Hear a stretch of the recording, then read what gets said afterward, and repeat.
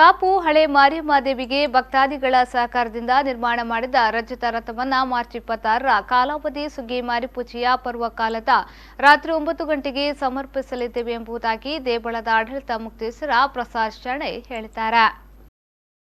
ಈ ಬಗ್ಗೆ ದೇವಳದಲ್ಲಿ ಕರೆದ ಸುದ್ದಿಗೋಷ್ಠಿಯಲ್ಲಿ ಮಾತನಾಡಿದ ಅವರು, ರಜತ ರಥವು ಭಕ್ತಾದಿಗಳ ಸಹಕಾರದಿಂದ ಸುಮಾರು 1 ಕೋಟಿ ರೂಪಾಯಿ ವೆಚ್ಚದಲ್ಲಿ ನಿರ್ಮಾಣಗೊಂಡಿದೆ.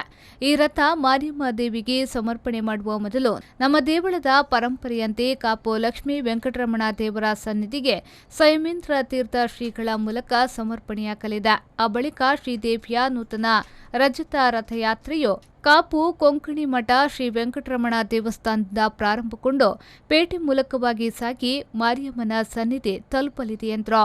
ಬರುವ ಕಾಲಾವಧಿ ಸುಗಮ ಪೂಜೆ ಮಾರ್ಚ್ 26ರಂದು ಸಾಯಂಕಾಲ ಶ್ರೀ ಮಾದೇವಿಗೆ ನಮ್ಮ ಈ ರಜತ ರಥ ಸಮರ್ಪಣೆಯು ನಡೆಯಲಿದೆ. ಅದಕ್ಕೆ ಪೂರ್ವಕವಾಗಿ ನಮ್ಮ ಪೂರ್ವ ಪದ್ಧತಿಯಂತೆ ಸಂಪ್ರದಾಯದಂತೆ ಯಾವುದೇ ಒಂದು ನಾವು ಮಾರಿಯಮ್ಮನಿಗೆ ಸಮರ್ಪಣೆ ಮಾಡುವ ಮುಂಚೆ ಮಾದೇವಿಯ ಒಡೆಯ ಅಂದರೆ ಲಕ್ಷ್ಮೀ ವೆಂಕಟರಮಣ ದೇವರು ಅಲ್ಲಿ ಆ ಸಾನ್ನಿಧ್ಯದಲ್ಲಿ ಸಮರ್ಪಣೆ ಮಾಡೋದು ನಮ್ಮದು ಒಂದು ಪೂರ್ವ ಪದ್ಧತಿ.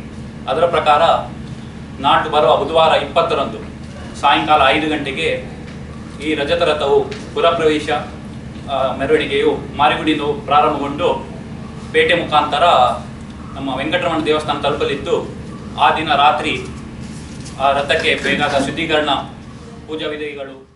ಸುದ್ದಿಗೋಷ್ಠಿಯಲ್ಲಿ ದೇವಳದ ಪ್ರಮುಖರಾದ ಶ್ರೀಧರ್ ಆನಂದ್ ಶೆಣೈ, ಸದಾಶಿವ, ರಾಜೇಶ್ ಶೆಣೈ, ಮೋಹನ್ ದಾಸ್ ಶೆಣೈ, ರಾಮ್ ನಾಯಕ್ ಮುಂತಾದವರು ಉಪಸ್ಥಿತರಿದ್ದರು.